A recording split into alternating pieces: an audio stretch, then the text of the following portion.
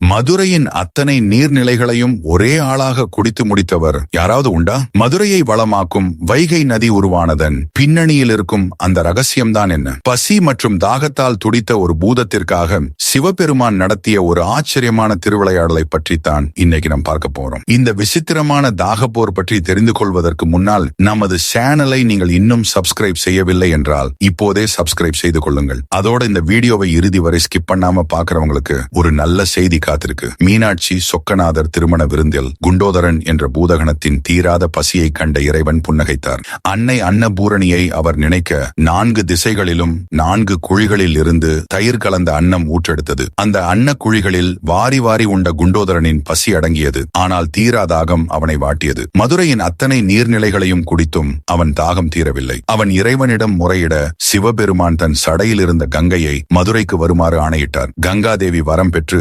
பேரிரைச்சலுடன் பூமியில் இறங்கினாள். யானை போல கம்பீரமாகவும் கவிதை போல அழகாகவும் ஓடி வந்த அந்த நதியே வைகை. குண்டோதரன் தன் கைகளை அணையாக வைத்து அந்த நதி முழுவதையும் பருகி தாகம் தணித்தான்.